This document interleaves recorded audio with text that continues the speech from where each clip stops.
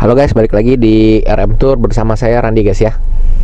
Oke, stay safe ya kalian semua guys ya, karena akhir-akhir ini kondisi keamanan sedang kurang baik ya.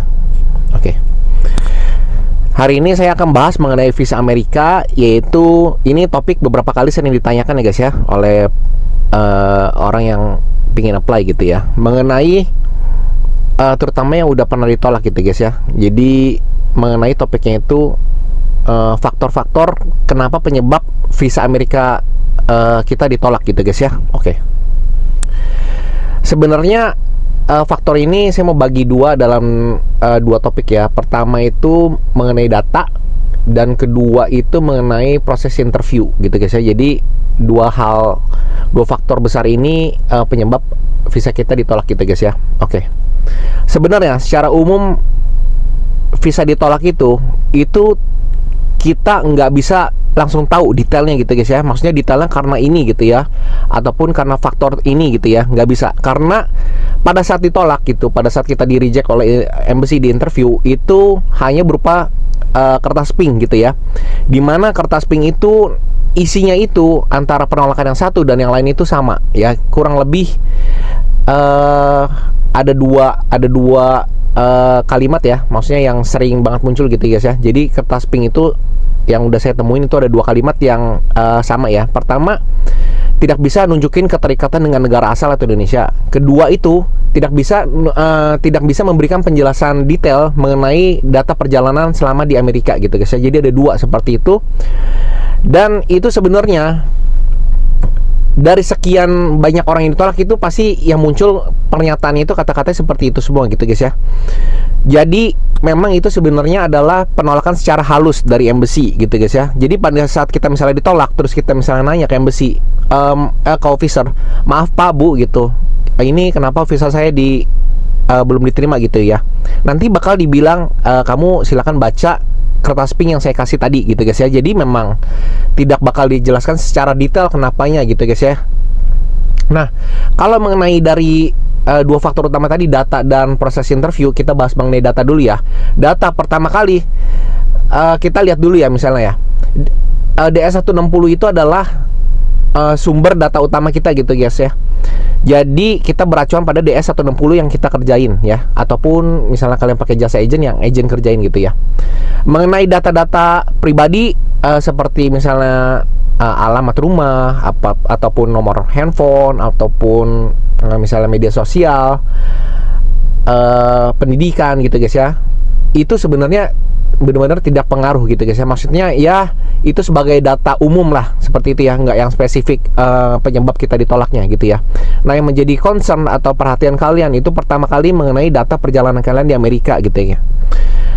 Berulang kali saya sampaikan kota tujuan untuk turis di sana itu adalah New York dan Los Angeles gitu guys ya. Jadi ya sebenarnya kita ke kota lain sebenarnya oke-oke aja, boleh-boleh aja. Cuma kadang suka ditanya, ini kamu kenapa misalnya pengen ke Seattle atau ke Miami gitu ya, itu kenapa gitu. Karena padahal biasanya orang ke New York ataupun ke LA, Los Angeles gitu guys ya. Nah, kota tujuan itu pertama ya. Kedua, mengenai data, misalnya data keluarga kita gitu guys ya. Misalnya data yang ada dicantumkan di situ ya, itu adalah data ayah dan ibu ya, data ayah dan ibu. Nah, yang jadi problem kadang itu adalah orang tua kita itu ada yang sudah di Amerika ya, itu jadi problem gitu guys ya. Jadi sebagai penyebab, salah satu penyebab ditolak itu bisa jadi ya, meskipun nggak semuanya bakal ke-detect gitu guys ya. Jadi ada yang approve meskipun orang tuanya di sana itu ada yang di-approve, itu ada gitu guys ya. Jadi tergantung officer, balik lagi tergantung officer gitu guys ya. Nah, terus mengenai siapa yang pergi dengan Anda gitu guys ya.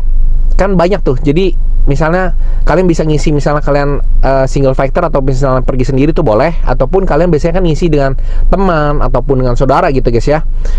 Nah, tergantung nih, misalnya saudara atau teman kalian itu apa pernah gitu, setidaknya maksudnya pernah overstay misalnya di suatu negara ataupun di Amerika gitu guys ya. Itu harus menjadi bahan pertimbangan kalian, seperti itu guys ya. Nah, selanjutnya loncat kita ke mengenai data pekerjaan atau usaha gitu guys ya. Nanti kalian ya sebenarnya itu ya sebenarnya memang nggak bisa dirinci juga ya, maksudnya penyebab jelasnya misal pekerjaan atau usaha itu kenapa ditolaknya kita juga kurang tahu gitu juga ya guys ya, karena usaha yang maksudnya menurut yang apply di saya, maksudnya kok ini usaha saya sebenarnya masih usaha kecil atau kelas menengah gitu ya, kira-kira ini bagus atau enggak kok gitu ya, ternyata dia approve ya. Ambil contoh misalnya yang seperti saya sering info, misalnya toko sembako ataupun toko handphone ataupun peternakan pun gitu, yang approve pun cukup lumayan banyak gitu guys ya. Jadi sebenarnya data pekerjaan atau usaha selama itu menurut kita maksudnya oke gitu ya, itu menurut saya nggak ada problem ya. Lanjut lagi mengenai data kunjungan negara 5 tahun terakhir gitu guys ya. Saya udah berulang kali bilang paspor kosong pun yang approve banyak gitu guys ya, tapi yang di reject juga lumayan banyak gitu guys ya. Paspor cap 1 yang di approve juga lumayan banyak, cap yang cuma 2 itu yang di approve lumayan banyak gitu guys ya. Sebenarnya cap antara pengaruh atau nggak pengaruh gitu guys ya, cuma kalau misalnya memang ada cap lebih bagus gitu ya. Nah itu sebagai salah satu data yang penyebab misalnya kita di reject, misalnya paspor kita kosong misalnya gitu guys ya. Cuma memang tadi saya udah sebutin juga paspor kosong pun sebenarnya no problem ya, karena banyak yang approve. Nah selanjutnya tadi faktor yang big factor yang udah saya jelasin, pertama itu mengenai data. Nah yang kedua misalnya proses interview. Nah kalau proses interview sebenarnya saya juga nggak tahu juga, maksudnya pas di dalam itu kalian prosesnya seperti apa ya, karena kan saya nggak menyaksikan langsung seperti apa gitu guys ya. Paling orang-orang cerita nih, kok tadi saya habis interview gini seperti ini ya gitu ya. Nah itu dari situ saya analisa misalnya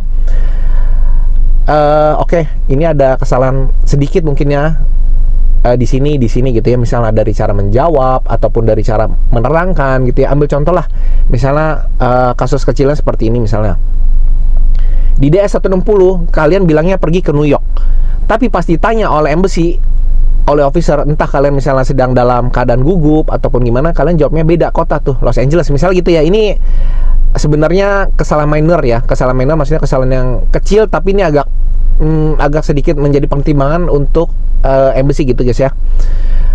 Jadi kalian ditanya misalnya kalian di data perjalanannya itu dengan yang ditanya pas realnya itu kalian berbeda. Misalnya di data New York kalian jawab ke LA gitu guys ya. Nah itu proses itu bisa jadi bahan pertimbangan kalian di reject gitu guys ya. Jadi proses interview itu menjadi salah satu faktor penting kalian bisa di reject gitu ya. Jadi pada saat kalian interview, kalian pembawaannya tenang, jawab dengan baik, jawab harus sesuai dengan DS 160 ya. Apabila kalian melalui agent, itu minta agent DS 160 nya gitu guys ya. Jadi benar-benar clear semua jawaban sesuai dengan DS 160 gitu guys ya. Oke, hari ini sekian video kali ini mengenai pembahasan kenapa beberapa faktor penyebab visa kita di reject ya, terutama visa Amerika gitu guys ya.